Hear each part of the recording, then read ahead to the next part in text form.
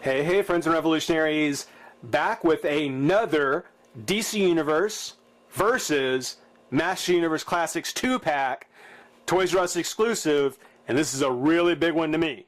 This is a really big set for me because this was the Toys R Us 2-pack, the Mattel 2-pack that Toys R Us was offering at the SDCC and on their website exclusively. You're only going to get it through those two sales channels. And of course, as everyone knows, I didn't get to go. Next year, hopefully. But I was so stoked when Toys R Us said, you know, this is going to go on sale the same weekend as the SDCC. You know, we're gonna open up the sale and let you order at the same time that these go on sale in San Diego. So I was thinking, cool, great. You know what? I'll take the day off because no one knew when that sale was going to open. No one had ever tried to apparently order a set like this the day it went up on Toys R Us's website. So we had no idea what they would do. We had no idea how they played the game. So it was something where I took the day off. I started checking it about, I guess, 9 o'clock my time, which is about 2 hours before stuff normally went on for Maddie. Normally 11 o'clock Central Time is when the Maddie sales go, open up. So I started checking about 2 hours ahead of time on Toys R Us. Problem was that I kept refreshing that preview page that Toys R Us had that showed all the figures that they were going to have on sale.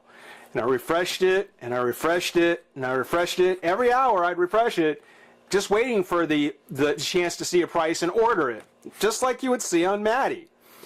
And that never happened.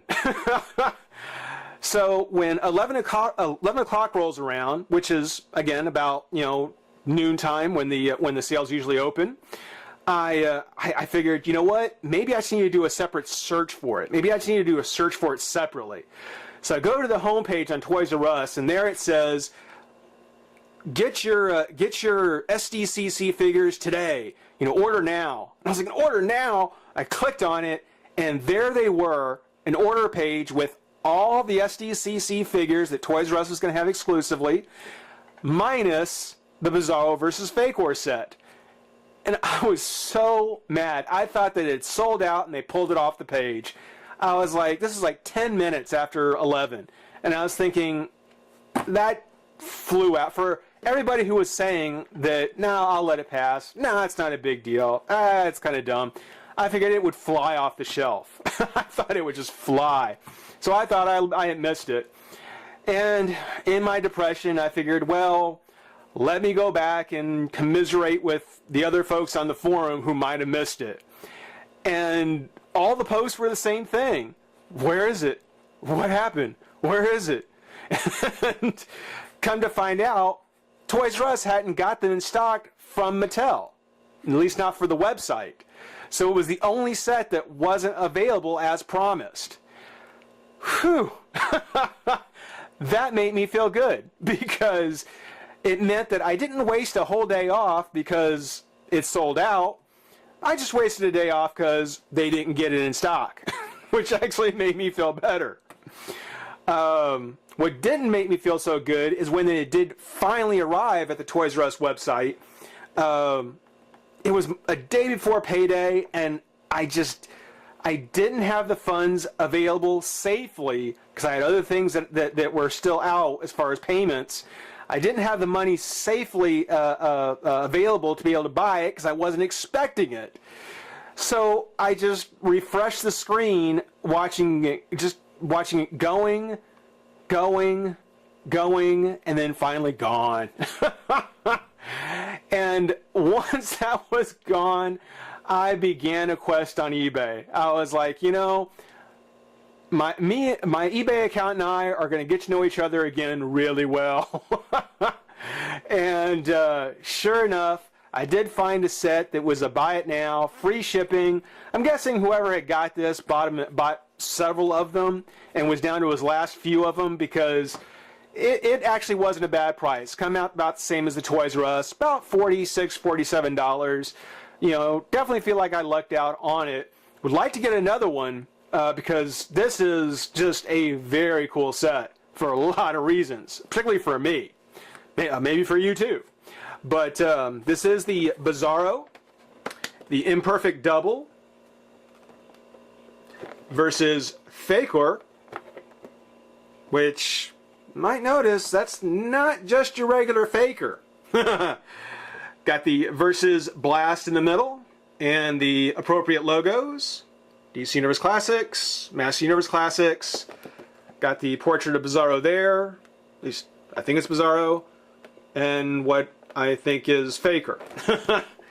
On the sides, just like with the 2-packs as usual, we've got the small panels with the pictures of them.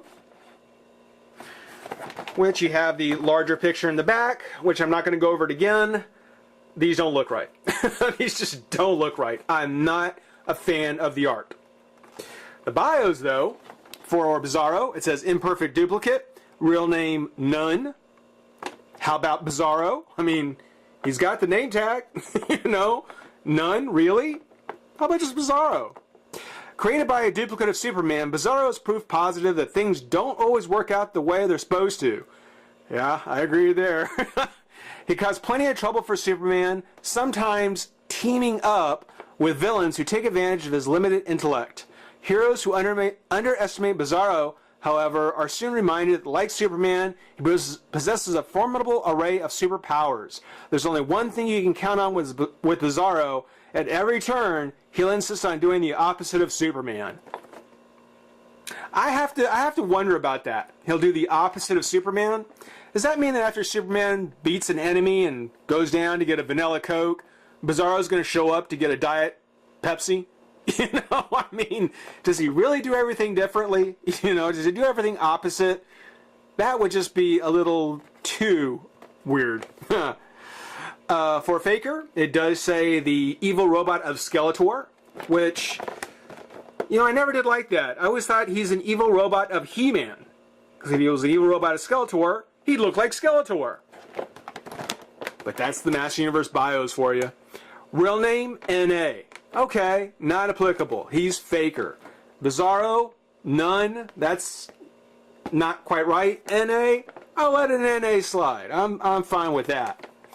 Originally built by Man-at-Arms to cover for He-Man when Prince Adam is needed, FAK-ER was abandoned in the Royal Junkyard after his first mission and salvaged by the evil warrior Triclops.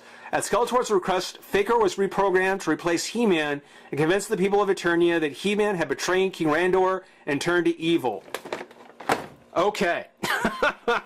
First off, I have a real hard time thinking that Man-at-Arms would build an entire robot and then scrap him after one mission that didn't work. I just don't believe that's something Man-at-Arms would do. I imagine that Man-at-Arms would have FAK-ER sitting in a chair or sitting on a work table, constantly tinkering with his brain, you know, constantly trying to make little tweaks to make it work.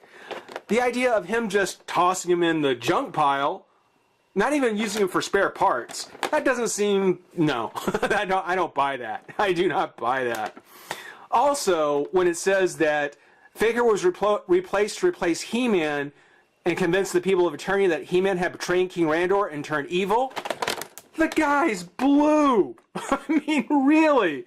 The guy's blue. Who are you going to fool? Who did Randor think, or who did Man-at-Arms think he was going to fool with a blue robot? And if he wasn't blue when Man-at-Arms made him, when Skeletor turned him evil, is that when he turned blue? Does becoming evil turn you blue? Well, then why is Keldor blue? Well, I guess Keldor was blue because he was evil. What about Cyclone? Why is he blue? You know, the guy's blue. How are you going to fool anybody? You know, and he's got the wrong armor. Oh, but let's not talk about that. Let's go ahead, pop them open, take a look at the figures, and have some fun. Be right back. All right, tough call. Tough call. But figure we go ahead and start with Bizarro. I love this figure. This is a very, very cool figure. Very happy to get him. As with the Supergirl and Lex Luthor, both from the DC Superheroes wave, Bizarro is from that same period. You know, the precursor to the DC Universe Classic series, and he was initially, if you watch my Batman Robin the Dynamic Duo 2-pack, he was initially featured with Superman in a 2-pack that would be coming out just to, regular stores. That never happened, or at least I never saw it. And I was kind of upset about it because I really wanted it. I really wanted a Bizarro, so I was really looking forward to that set. When I saw that he was being packaged in with FAK-ER, I kind of thought to myself, okay, he's going to be an exclusive set. Did they just not do Superman? I mean, they apparently had a line or a production line of Bizarros made. Did they just not do the Superman? Or do we have just a pile of Superman figures just waiting to get shoehorned in somewhere? I mean, it's something where I wouldn't be a bit surprised if we see some Supermans pop up, buy 2 figures, get a free Superman, just because the initial plan was to release Bizarro with him, and in fact that didn't happen. So maybe they caught it in time and didn't do the Superman, but we didn't get the more generally available Bizarro either, which is why this set is something I am so happy to get. Bizarro is just so cool. I don't know if when you look at him, if you think, man, this guy will just mess you up, or if you look at him and think, man, this guy's just messed up. Maybe both. Maybe that's the charm of him. You can kind of look at him either way. But first thing you notice, he is just got a huge upper body. I mean, this is like Parasite huge. It's not the same mold as Parasite because he does, his head actually is sitting on top. It's not like he's got that hunch like Parasite does, which would not have hurt. If he had had more of a hunch, I think this actually would have been a little bit more interesting. But no, this is something separate. Got his name tag flopping around there. But he's got this huge, huge upper body and got this little waist, got this tiny, tiny little waist here. And that just makes it so, the proportions between his abdomen and his waist and then his shoulders is just that much more extreme. I mean, it really is. They've really conveyed the idea that they traded brawn for brains on this one. They traded away brains to get bronze. No doubt. It's just, it's so cool. It is just so cool to see that on a figure. They didn't just repaint or swap out parts from Superman, which they could have done. No, they actually did make Bizarro very unique, and I like that. His colors, just typical Superman colors. Everything where it should be. Save, of course, the Superman logo, the backwards S, which I always like seeing. Again, I am so glad to have this figure because I always love seeing that backwards S on Bizarro. That is just so very cool. Talk about it now. He's got the name tag on there. It's just a chain with a plastic Bizarro #1 on it. And he's got the face there. Snarling look. Kind of the yellowing teeth with the matching eyes. Kind of got the Elvis curl going, sort of. The Elvis curled lip going. And when you look at his hair, especially on the sides where it's kind of combed back on the sides, you can see the Superman in him. You can definitely see the elements of Superman on Bizarro. He just looks awesome. He looks fantastic. The cape, of course, Bizarro's cape is not going to be pristine. He's not pristine. So you can see there are tears and holes, rips and frays.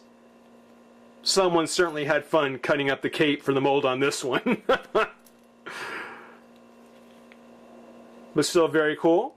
I believe that the original Bizarro came with like a steel girder or maybe a street sign or something. Because it's obvious that his hand was meant to hold something, but he doesn't really come with any accessories save his name tag. His articulation, the head does turn left and right. I'm sure it's on a ball joint, but there's not really much in the way of movement on it, which is a little disappointing. Again, I would have liked it if his head would have gone up so that you could have kind of hunched him over a bit.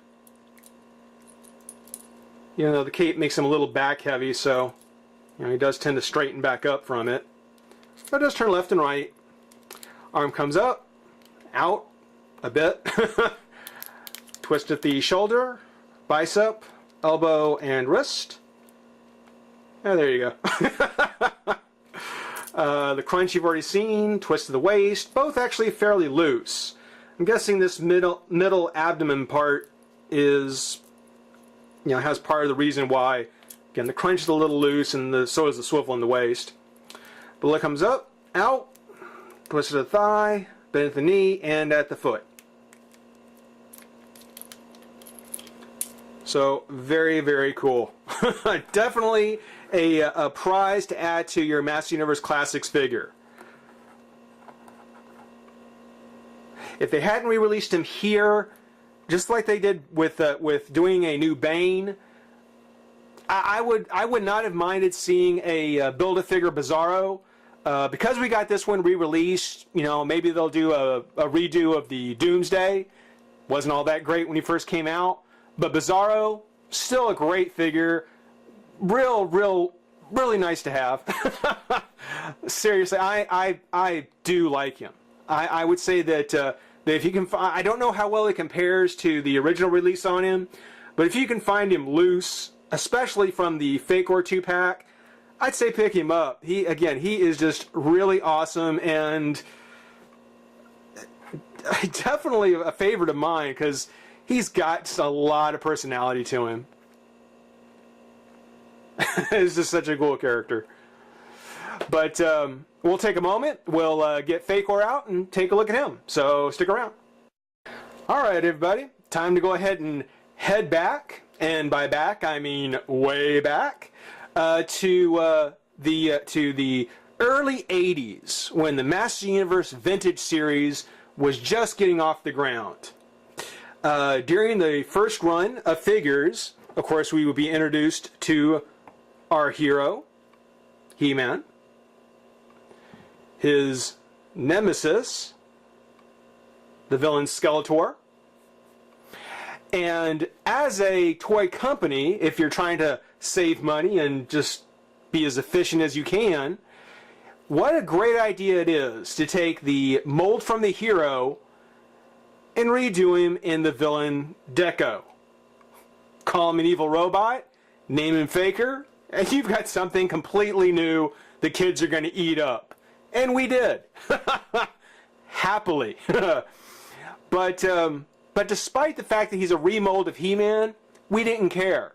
Something about the purple and the orange and the robot element, the sticker they stuck on him, something about it just left an impression on us. And so FAK-OR definitely became kind of his own character. Not one that got a lot of attention for sure, but certainly one that left an impression on us. So when you think a few years later, and the hero comes out in a wave not long after wearing his new battle armor, the villain also has his version of the battle armor. Why they never went back to that idea of just taking the hero, redoing him in the villain's deco, and giving FAK-OR a re-release in his battle armor, I don't understand. It seems like such a an ingeniously simple idea, and one that I give big thumbs up for Maddie for, because this is really the kind of simple thinking that really kind of endeared the line to me. Something that I thought was just completely reusing parts, nothing original at all, but coming up with something totally unique. It's brilliant. It really is. I give big time credit, big time thanks to whoever came up with the idea. Almost to the point that, as cool as this is, Battle Armor FAK-OR is almost a bad idea. At least to be put into a set this hard to get. you know, with all the other figures that came in the 2-packs, She-Ra aside, they were just slight changes. You know, what is it? Stratos, his wings and his armor, the colors were different. Okay. You know, Merman, he was in his blue. Okay. You know, He-Man and Skeletor, slightly different paint jobs. Meh. You know, She-Ra, pretty much the same thing. But here we have the battle armor FAK-OR. And that's not just a repaint, guys. That's not like saying, well, if you have the original FAK-OR, you're fine. No, they really went through and made sure that the variant that you got here is definitely something that you weren't going to be able to kind of redo any other way. Which I guess that's not quite true. I mean, you could take the battle armor from a spare Skeletor, paint it up, and put it on your Classics FAK-OR, oops, if you wanted to. But then, you know, it's one of the things where you'd have to have 2 battle armor Skeletors and 2 FAK-ORs to be able to do it. Here you've got them all at one time. And really that's all it is. I mean, this is really just, you know, a re-release of the original FAK-OR with Skeletor battle armor. And as a matter of fact, we'll bring in his plates, because you'll see where this goes here in a minute. To talk about his accessories, or at least talk about this one, he comes with his full orange power sword. Nice to have another one. It's a shame they didn't go ahead and throw in the shield and the axe from the weapons pack, but yeah, I mean, he's still actually very cool. Definitely comes with the most accessories from any of the Master Universe Classic figures from these 2-packs. If you go ahead and pop the armor off, which is just Skeletor armor, so it's not quite like He-Man's battle armor, it's not real brittle, but it just goes ahead and comes off. On his chest, when you take it off, he does have the tape deck chest, which again was the sticker from the vintage that everyone kind of remembers and hope never peeled off.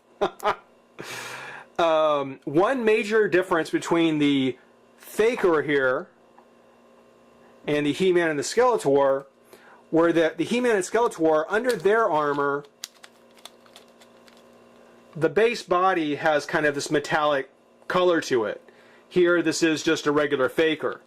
So they didn't really take a battle armor He-Man, which you would have expected, painted it the appropriate color for FAK-OR, and then put on Skeletor armor.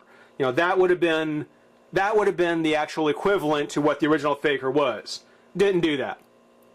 What they did was they just basically took a regular FAK-OR and put on battle armor, which works for me because what you can do, and you've probably seen this done already, but if you take his chest, just pop out the plate, and you can see it has all the same things as Skeletor. It actually has black inside, which I guess is the kind of their way of covering up the fact that his inside body is just like the regular FAK-OR. But you can go ahead and put his chest on without the plate. And you can kind of see the mechanism inside. You can go ahead and put on his clean plate, like so. Or, more likely, what I'll be doing, because my He-Man has the undamaged armor and Skeletor has the 2 strikes, I'll go ahead and split the difference and probably add on the single strike armor for my FAK-OR, which snaps together pretty well. His head moves left and right just fine. It's got a bit of an up and down. Not a whole lot, because again, this is not the kind of inner torso made for battle armor, but still goes up and down a little bit. Turns left and right. Arms come up, out, towards the shoulder, bicep, elbow, and wrist. Crunch fits just fine. Twist the waist. Top of the leg, comes up, out, bend the knee, twist the boot and foot.